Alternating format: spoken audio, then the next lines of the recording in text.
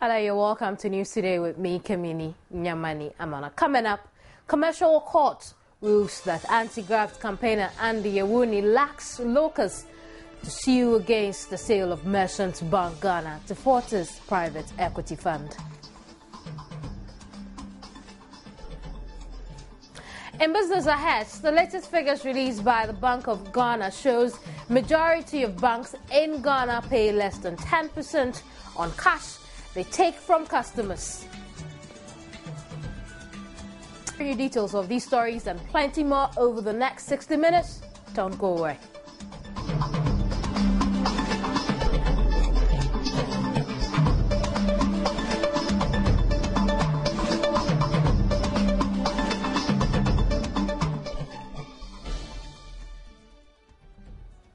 This is News Today and you're welcome. A commercial court has ruled that anti-graft campaigner Andy Awuni lacks the locus to sue against the sale of Merchant Bank Ghana to Fortis Private Equity Fund. The suit was brought by Executive Director for the Center for Freedom and Accuracy, Andrew Awuni, who sued the Bank of Ghana, Fortis and the Social Security and National Insurance Trust. Awuni argued that as a SNIT contributor, his interests would be affected by the transaction, a transaction he did not believe was in his best interest. But lawyer for Fortis, Tony Lisa, challenged his capacity to bring the case to court. Lawyer Tony Lisa's arguments were upheld by the trial judge, who said though the matter was of public interest, that alone was not sufficient to close Awuni with the legal capacity to challenge the sale in a court of law. Counsel for Awuni, Egbert Fable Jr., says they will appeal against the ruling.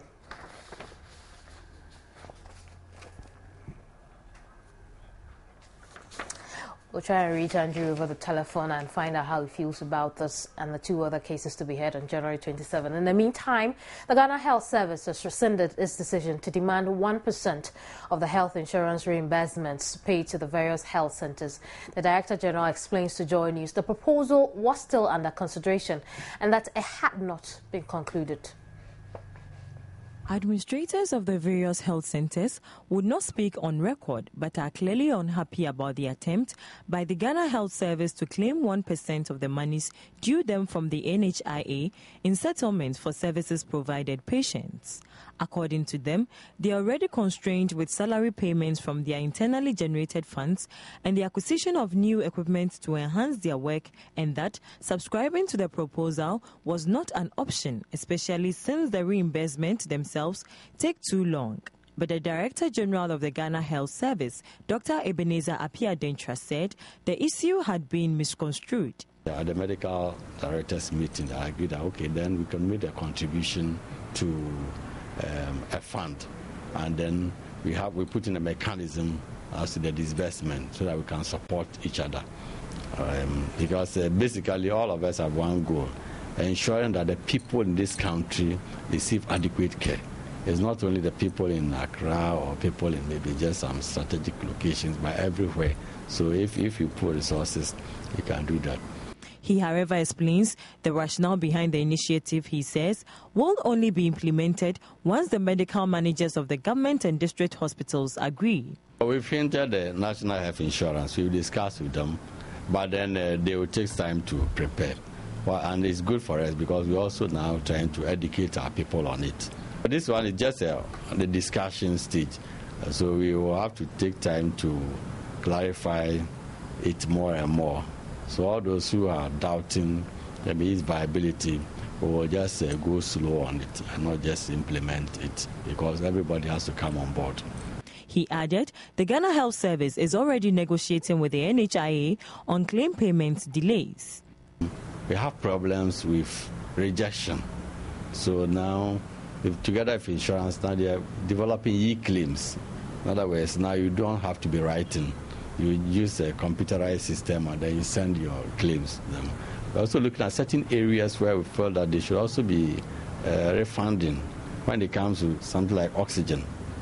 Oxygen is serious, it's life-saving. I mean, people don't have oxygen. But unfortunately, it's not being itemized to be reimbursed. The Ghana Health Service is also seeking to achieve uniformity in service delivery in 2014 by creating a health fund through the 1% NHIS disbursement from the various health institutions. A policy think tank, Center for Policy Research, has put a figure on President John Mahama's directive to state institutions against the use of public resources to purchase Christmas and New Year gifts like hampers during the upcoming Yuletide. The Center for Policy Research says a study they conducted on state institutions in the country revealed that ministries, departments and agencies, as well as quasi-independent state institutions such as the National Media Commission, National Commission for Civic Education, Commission on Human Rights and Administrative Justice, among others, spend on the average 30,000 Ghana cedis of the taxpayers' money to buy hampers for board members, senior executives and some officials of their partner institutions. The President's directive issued earlier this month was limited to only the ministries, but subsequently an official letter from the Presidency signed by the Executive Secretary to the President, Dr. Raymond Atuguba, extended the ban on gifts to departments and agencies and other ministries and also metropolitan, municipal and district assemblies. Samuel Kingsford-Zegler is a research fellow at the Center for Policy Research. He's here with me in the studio. We'll talk about this over the next few minutes. Thank you very much, Samuel. And Merry Christmas to you. It's not too early to say that. Not too early. But I'm not giving you a hamper. Okay. Let's talk about hampers. Hampers, though. Let's talk about hampers. So you came up with this figure. Close to 11 million Ghana cedis could have been spent across board on hampers. And you tell us it could actually give us about how many senior high schools? About 12 of them. About 12 of them. How did we arrive at that figure? Well, thank you very much. You know, we found out from the various MMDAs, and then we had different figures depending on the organization. So we struck an average. So we had an average of 30,000. Some spend more than that, even a double of that on hampers. So if you take, we have about 150 MDAs and 216 MMDAs, you get 366. Times the 30,000, you are getting 10,980,000. Just 20,000 short of 11 million. And this average figure, how did we get there? So how many people are they averagely sending hampers to? How much is it costing them to send a hamper? Well, we looked at the amount they spend on hampers per organization. So we had different figures depending on the MDA we are talking about. Right. So we just struck the average. But so what was the range of the figures you got? It ranges from 12,000 to, in some cases, 70,000. I see. Yes. I see. They must have such a long list of people they are sending hampers to, because if we can spend up to 12,000 on hampers for a particular government institution, then that means you're sending to a lot of people. Yes. And so really, what kind of effects do you think this directive would have at the end of the day? No, we are looking at the amount of money that will be saved and what it could be used for.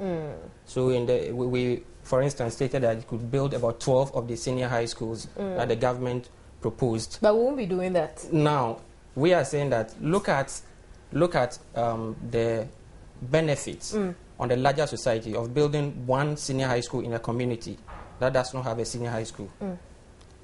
Look at the benefit that the larger society would derive, and look at the other benefit that a single individual or two or more people are getting from the hampers.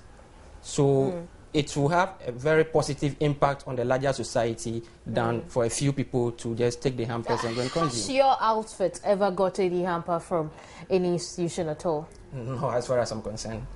No. Yeah. But we know they give to quite a range of organizations, and this time they won't be getting. But questions were raised about the time and the fact that some orders had been put in it. I mean, we don't want to affect businesses adversely as well. The questions were raised about the timing. What really does the CPR think about this? Yeah, the timing is not good. It could have come earlier because I've heard basket weavers and other organizations complaining that they're going to lose a lot of money.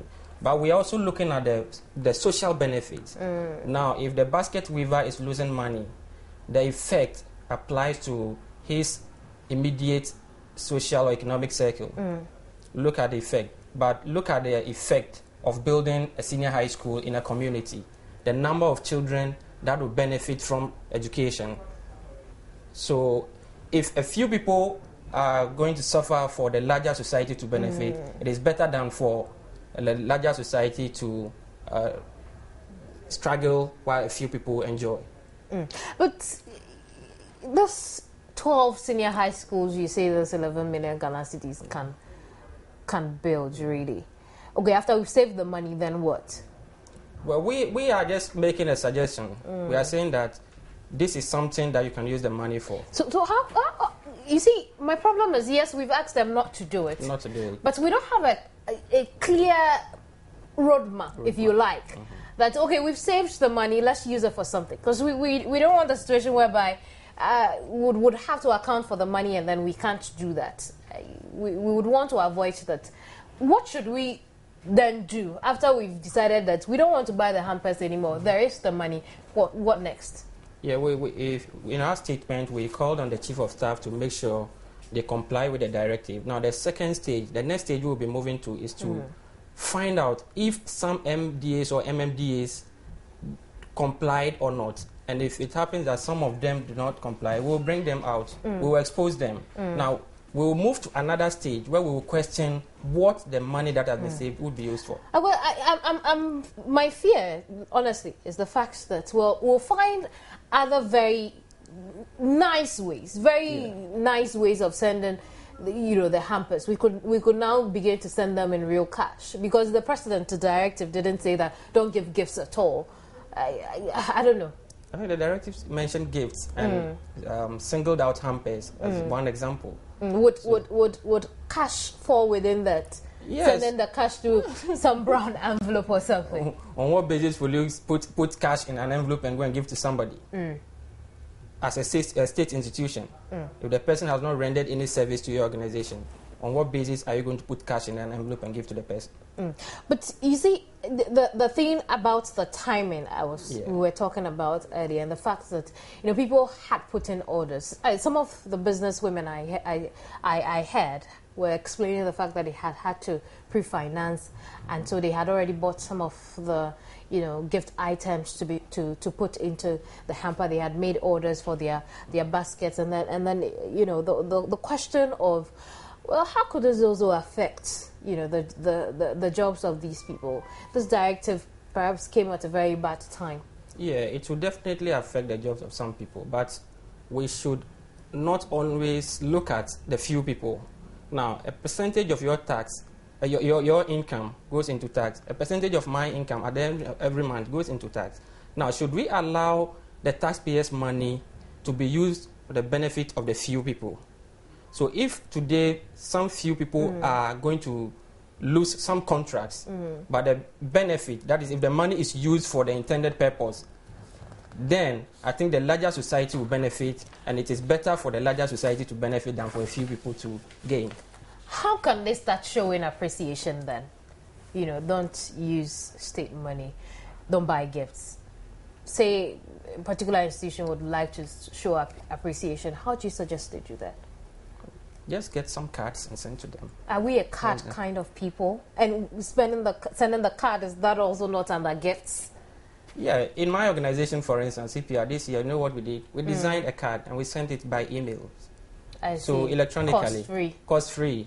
I see. So we only paid the designer something for designing the card. But you see, I was asking you earlier, are we a card kind of people? I mean, culturally, we are not, but we cannot continue spending state resources on such gifts. Absolutely. We'll leave it here, Samuel. Samuel Kingsford, as the Gladys Research Fellow, Center for Policy Research. We've been talking about the worthing of how much we are saving because we decided not to send hampers using the taxpayers' monies and whopping 11 million Ghana cedis.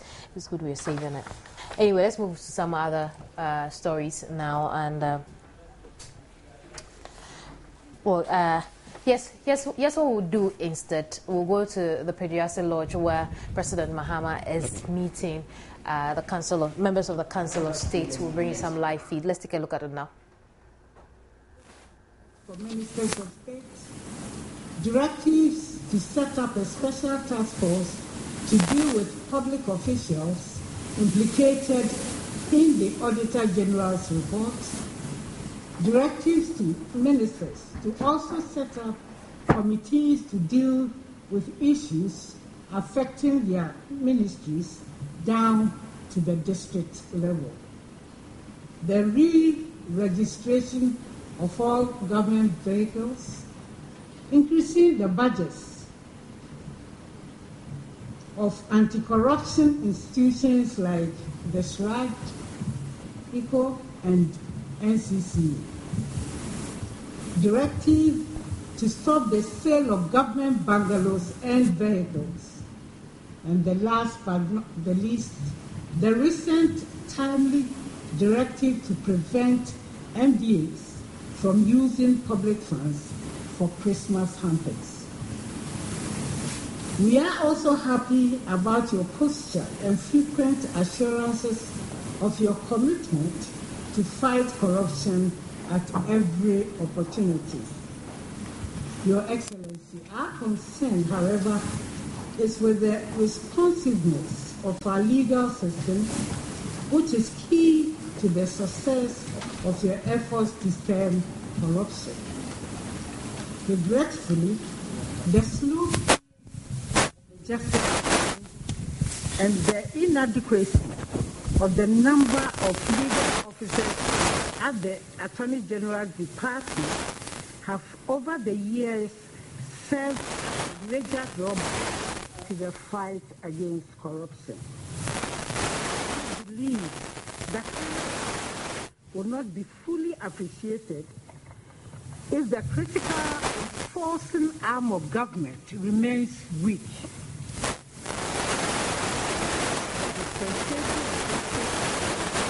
The recommendation is to urge and motivate of these institutions through incentives and improved conditions of service in order to attract more.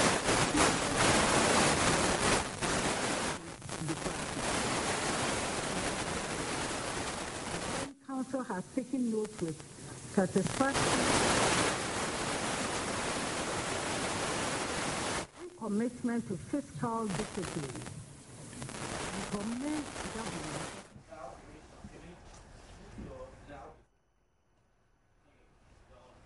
You're still watching News Today. We'll go back to Peduase in a moment, and we'll bring you what President Mahama has been saying to the members of the Council of State. Meanwhile, move on to some other stories. And the Electoral Commission of Ghana on Tuesday had 141,082,137 Ghana cedis of its requested through 327,179,894 million Ghana cedi budget for 2014 approved by Parliament for its operations. Pollster Ben Epson believes it is important the issue was debated on the floor of Parliament. He spoke earlier on News Desk, and here's a playback. It's important that the issues budgets are made plain and people understand the way the money is going to be spent. I'm sure if this argument had not come up in Parliament, people will not understand, for example, if they see a budget line in the EC's request for warehouses and then air conditioners, people understand. But now this debate, people see that if you see an a budget line in EC's account for warehousing and ACs, it is to preserve the biometric machines, some of which are going by because of lack of storage.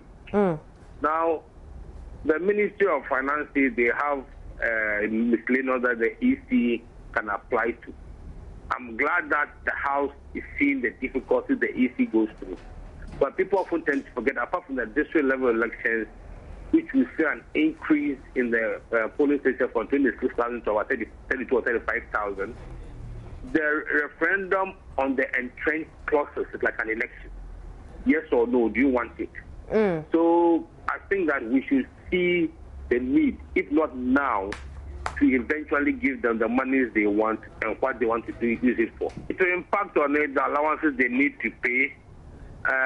If we give them 141 million, I'm sure that will cater for the expansion in the polling stations. That will cater for expenses for the district level elections and the like. Clearly, the money we're giving them, it will not be enough even to go beyond that. We need to bear in mind that we'll be using biometric for the district level elections. And furthermore, we need to bear in mind we'll be having a referendum on the entering clauses. So this money, I'm sure, will take them through to maybe April when we have district level elections or thereabouts. But I think that there should be a stakeholder committee on the electoral commission. You see, because if you see for election petition, people have been so ignorant about the work of the EC that at times it gets to a point of being embarrassing. You see, when EC has 110,000 people, for example, and the political parties are asked to bring persons to be trained as polling agents, they think that they are doing the EC the service by bringing staff illiterate. The EC will find it difficult to be able to determine the education level of a presiding officer within that short time. Right, so let's go back to the PGS Lodge. President Mahama is addressing members of the Council of State. Is our sense of nationalism and patriotism. With time and with the erosion of our value system, people have tended to become more materialistic, and it is only the acquisition of wealth that matters, and there's no sense of loyalty or patriotism, to the state. A typical example is what happened on the N1 highway. I had cause to mention it when I joined the Catholics for their 125th anniversary celebration, when I mentioned that a group of people, just took a vehicle with a hoist and removed all the street lights for more than 1 kilometer on the new N1 highway, which was a year ago. It's going to cost government almost 400,000 Ghana cedis to replace those street lights. I mean, aside from that, there are wanton acts of indiscipline. People do things that they normally shouldn't do. And so I concur with the chairperson when she says that we should find a way of inculcating, our national values again in our children. I remember when we were growing up in our time, we had as part of the curriculum a lesson in civics, and we were taught how to be good citizens. And I think that inculcation of civics in us probably has made us what we are today. And we have a duty to transfer that to our children. Of education and the education service, and they say it is contained in social studies, but because it is diffuse within a whole subject, I think that the focus on it is not as it should be. And so we will continue to dialogue with the ministry and see how we can create it as a standalone subject. It doesn't need to be examinable, but we should have it taught to our children, lessons in nationalism, patriotism, how to behave as good citizens, what your responsibilities are to your nation, even education on our Constitution and what it expects of citizens, under the Constitution. And so we'll continue to engage in that. But I think there's also space for us to do a... We'll take a quick break. We'll be right back. You're welcome back to News Today. The latest figures released by the Bank of Ghana show majority of banks in Ghana pay less than 10% on cash they take from customers. According to the figures on the average interest rates published by the central bank, interests paid by some banks on deposits from customers for the month of October this year was as little as 3%, while the best interest rate customers received from some bank on cash they deposited with them was around 14%.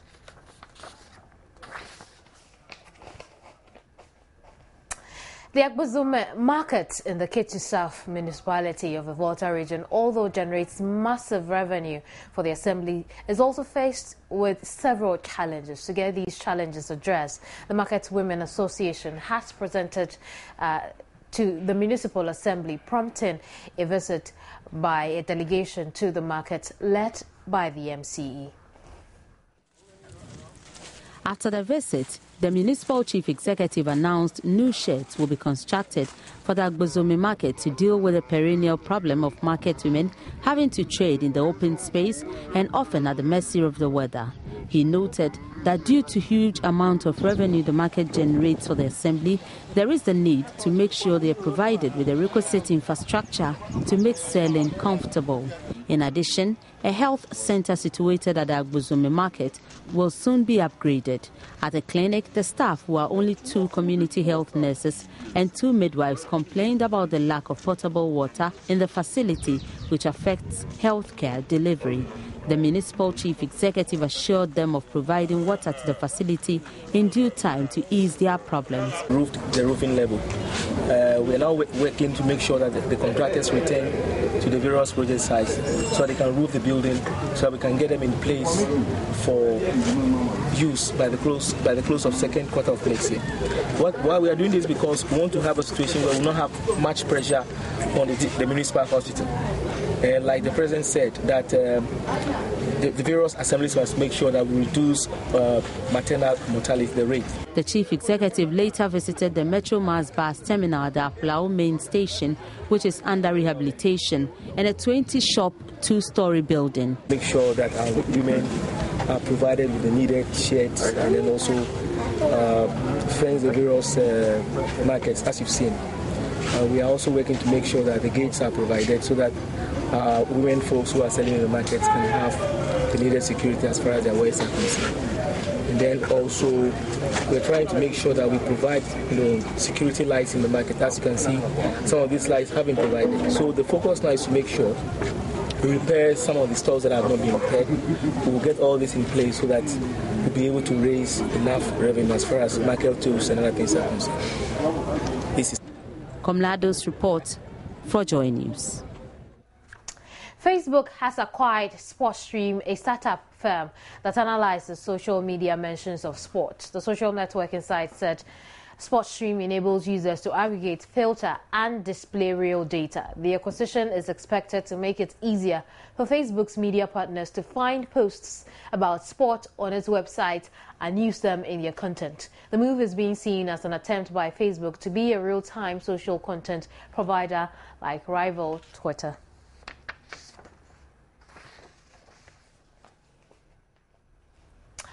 I'll be right back with some sports news.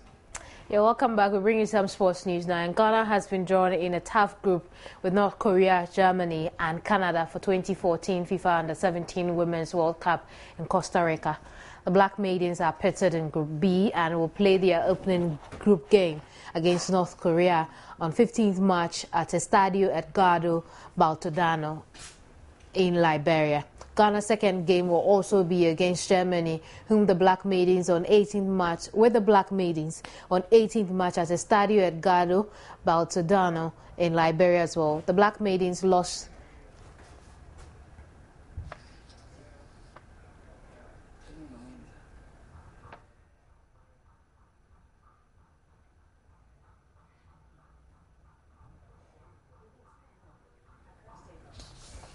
A member of Ghana's 1978 Cup of Nations winning squad, Willie Kluche, says the Ghana FA must turn to experienced Ghanaian coaches in their pursuit of scouting help for coach Kwesi Appiah. The FA announced Kwesi Appiah will travel overseas to build his capacity ahead of next year's World Cup in Brazil and revealed plans to draft in some technical men, including Hamburg assistant coach Ocho Addo. Willie Kluche, however, has questioned the motive behind seeking help overseas when the country could draw from the experience of tried and tested coaches here. The only problem I have here is that some people are saying that we need foreign, coaches to come and assist him.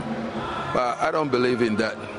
I think we have the technical brains here in Ghana that we can put together for them to, help Kwesi Appiah, to go far in the World Cup. I'm talking about people like Ibrahim Sande, who have played for the national team, and people like Coach Joynews, who played for Africa 11, not only played for Africa 11, but captain Africa 11. These are technical brains that we have in this country that people don't regard them as technical brains. These guys can be put together to help Kwesi Appiah, because mind you, they have coached Kwesi Appiah, and Kwesi Appiah had a lot of. We'll stay on next year's World Cup in Brazil, and former Stars coach Sam Dodo has warned the Black Stars must prepare adequately to ensure they surpass their quarter-final feat in 2010. The FA is yet to announce plans for the team ahead of the World Cup finals, but Sam Dodo insists tactful deliberations must precede the announcement. Now I have confidence in the boys because Black Stars have done it before. This is the third time they are going. So I know very well that now they are building on the former achievement, so they can easily go forward. But the only thing is, people are saying we are in a death of this thing. The group is, it's true that the group is a big group. But all those who have qualified for the World Cup are also strong. What we can do now, that is, God has blessed Kwesi Appiah. Look at how he qualified. So it's going, it's just like that. And I know he can achieve it. All that we have to do presently, when people are saying he should go to college and the rest, I don't agree. Welcome back. Theatre lovers in the Ashanti regional capital, Kumasi, have been treated to a fan-filled romantic comedy with touches on the intrigues of relationships in contemporary times. The play, When Last Kisses Love, was written by Love FM's Louis Lamy. Rotten pairs of shoes. Hey, those shoes were not rotten. They were nice shoes. What have shoes got to do with this discussion? When Last Kisses Love tells the story of infidelity in marriage. Bernard, who is married to Jacqueline, arranges with his mistress, Suzanne, to come and spend the weekend with him and celebrate her birthday as well, whilst his wife Jacqueline's travelled. Jacqueline is worried Bernard will be left alone in the house, but he lies to her that he has invited Robert, his best buddy and best man, to join him. Unknown to Bernard, his wife Jacqueline is also having an amorous affair with Robert. She quickly calls off her trip, pretending to be sick, just so she can get to enjoy Robert being close when she hears Robert is coming over to spend the weekend in her absence. Well, darling, you see, perhaps I had better explain. Perhaps you had. I'm not going to be entirely on my own after all. Really? No. Who is she, Bernard? Don't get the wrong idea. I should not get the wrong idea. Robert rang yesterday, and he was... Robert? Yes. He's back from Tamale, you see. Robert. The Robert! My best friend Robert, remember, our best man Robert. Eventually, all four of them are found under one roof, and they begin to suspect each other. In a short while, they all find out about their extramarital affairs, and there is chaos in the house. The play, When Last Kisses Love, which was written by Love FM's Louis Lamy, was presented by Love FM in partnership with Spring Verve Production at the KNUST Auditorium. What?